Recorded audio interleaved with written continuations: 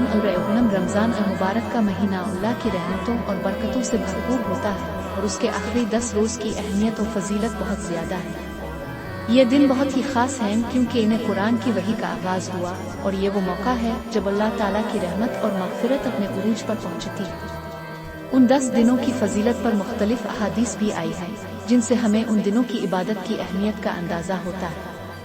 रमज़ान के आखिरी अशरा की फजीलत। रमज़ान के आखिरी अशरा का आगाज़ 21 रमज़ान से होता है और ये दिन खुसूसन इसलिए अहम है कि उनमें शब क़द्र शामिल होती है, जो कुरान मजीद में एक ऐसी रात है जिसे 1000 महीनों से बेहतर करार दिया गया है। अल्लाह ताला ने कुरान में फरमाया है, हमने इसे लैलतुल क़द्र में नाज़िल किया। और तुम्हें क्या खबर कि लैलतुल क़द्र किया है? लैलतुल क़द्र 1000 महीनों से बेहतर है। सूरतुल क़द्र 1:3। शब क़द्र की अहमियत। शब क़द्र वो रात है जिसमें अल्लाह ताला अपनी इबादत करने वालों को बख्श देता है और उनकी दुआओं को कबूल करता है। इस रात की इबादत का बड़ा इनाम है और जो शख्स इस रात में इबादत करता है अल्लाह ताला उसके तमाम गुनाह मुआफ़ कर देता है।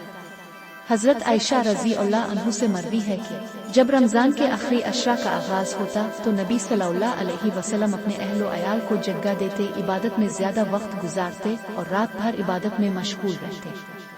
बुखारी और मुस्लिम। आखिरी अशरा में इबादत की अहमियत। रमज़ान के आखिरी अशरा में इबादत करना और खुसूसन शब क़द्र में क़याम करना हर मुसलमान पर फ़र्ज़ नहीं है, लेकिन इसका बहुत ज़्यादा अजर और इनाम है। इसमें इबादत की खासियत यह है कि इंसान अपने रब से गहरा ताल्लुक़ कायम करता है और अपनी ज़िंदगी की गलतियों और गुनाहों की मुआफ़ी मांगता है।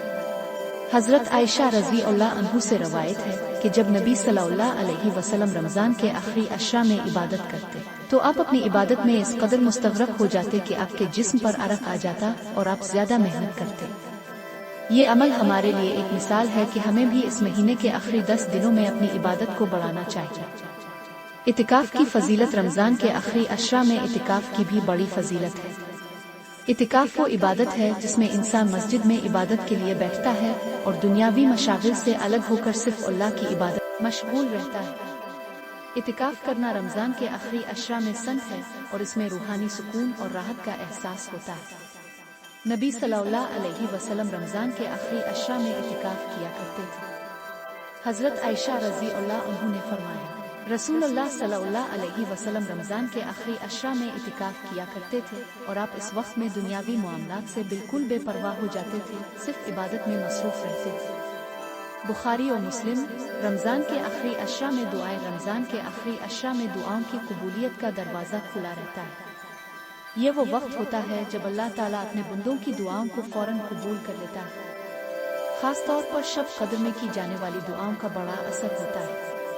मुसलमान उन दिनों में अपने गुनाहों की मुआफ़ी मांगते हैं, अल्लाह की रज़ा की कोशिश करते हैं और अपनी दुआओं में अपने और अपने अहलो अयाल की फलाह और बहबूद की दुआ करते हैं। नबी सल्लल्लाहु अलैहि वसल्लम की दुआएं। नबी सल्लल्लाहु अलैहि वसल्लम ने रमज़ान के आखिरी अशरा में बहुत सी दुआएं की और उन दुआओं में सबसे अहम दुआ ये थी, ए अल्लाह तो बहुत मुआफ़ करने वाला है और मुआफ़ करने को पसंद करता है, तो हमें मुआफ़ कर दे। मुस्लिम।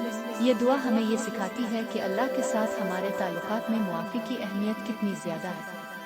हम सबको चाहिए कि रमज़ान के आखिरी अशरा में अपनी दुआओं में अल्लाह से मुआफ़ी मांगें और अपनी ज़िंदगी को बेहतर बनाने की कोशिश करें। खुलासा, रमज़ान के आखिरी अशरा की फजीलत बहुत ज़्यादा है और उन दिनों में इबादत करने का बड़ा इनाम है।